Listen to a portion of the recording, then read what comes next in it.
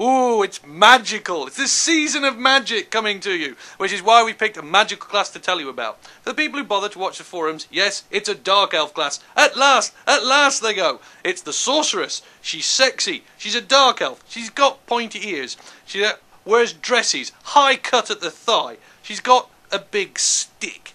She wanders around elegantly, twiddling her fingers with very nasty nails on, casting awesome magic. This is death magic. From the background, the sorceresses are these marvellous school of magic that Malekith, leader of the Dark Elves, uses to marshal all the forces of energy and attack and danger and death magic and awesomeness. They have great big schools and they wander around and cause an awful lot of trouble.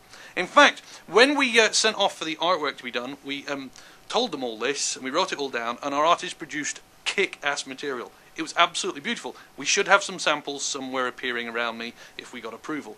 They were so great, we just missed one detail. I hadn't bothered to say, actually, they're very, very girly. And so when they came back, we had some boy sorcerers. And I tell you what, they absolutely rocked. They looked fantastic. So we looked at them and went, gosh, that's great. That's super great. That's beyond fabulous. And then we thought, are we allowed them? So we went back, looked in the history, and we are! That's the beauty of doing a game like this.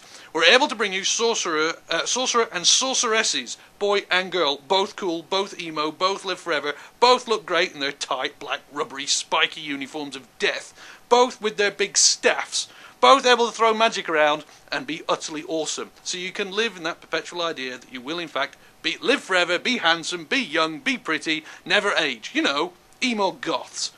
They're coming, they're great. On to the mechanics.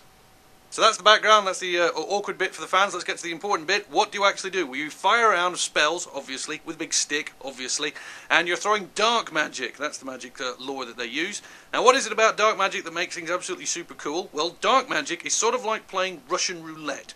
You start with one bullet in your gun, firing a dark magic spell, and you go, boom, and kill people. All got great names, Chillwind, stuff like that.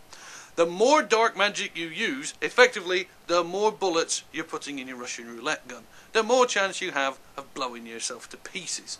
And the more dark magic you use, the more powerful you get at it, the more damage you do, the more horror you create. However, the longer you use it, the bigger the chance that dark magic will rip into the reality and blow you to pieces and do immense amount of damage and hurt you. So you're sort of playing a guessing game. Do I keep blowing things up and run the risk of blowing myself up, or do I hold back? Do I wait? Do I allow it to drain away from me and siphon off before I go out for it again? When you're in those twitchy combat moments, you go for it just to kill the big giant, and instead your head explodes. It's chaos, baby. You're going to love it. The Sorcerer.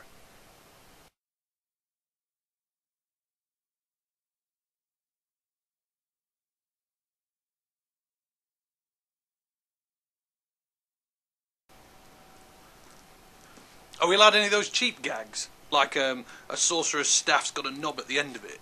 Anything like that? Or no? Just, so be enthusiastic and sorcery and somehow mention boys. Yeah. Easy job. Yeah, I can explain this to my children. Fine. What did you do today, Dad?